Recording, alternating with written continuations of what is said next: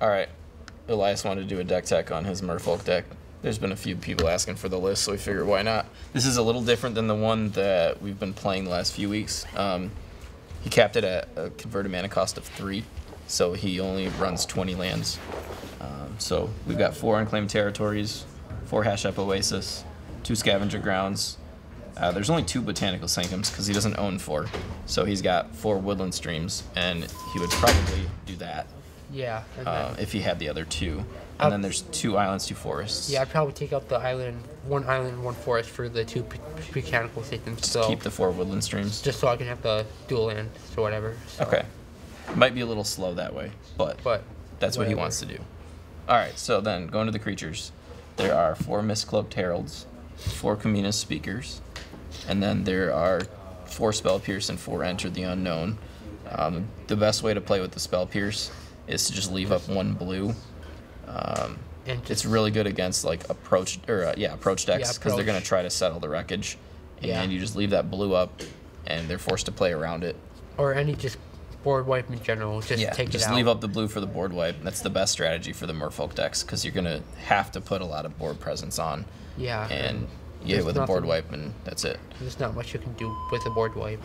If it's not and the 4 Enter the Unknowns is to play extra lands, and the creatures explore, so they'll potentially get 1/1 counters on it. Then your 2 drops, you got 4 Metallic Mimics, 4 Silver Gill Adepts, 4 Deep Root Elites, and 4 Merfolk Mistbinders. Yeah. Don't think I need to explain a whole lot there. Yeah. And then for the 3 drops, there are 2 Kopala Warden of Waves, 2 Kamina Tyrant of Orezcas, and then 4 Shapers of Nature. I really like Kopa a lot because she's good against like any targeted removal. Like she'll make it cost a little bit more, and if you have a spell pierce in hand, you can make it cost punish them even more. Exactly. Very taxing on the mana bases. Yeah, and then and Shapers of Nature is good too if you're like in the late game and you draw it. If you end up playing it down and it resolves, you can just put a whole bunch of mana in and then put a bunch of counters or whatever. So. Yep, gives you a way to spend your mana in the late game. Drawing extra cards too is always good because there isn't any way to draw extra cards. Yeah. What changes would you want to make if you had different cards available? Just the Botanical Stations, really. That's really all I can really say about that. Have you played with Jade Light Ranger? I've thought about it. I don't think it's good, particularly because it's if you explore, you get 2 lands off top. Yeah. It's not that good. It draws you through it, but yeah, then it's a 3 mana 2/1, right? Exactly. So yeah. All right, so let's clear this off, get the sideboard going. Yeah.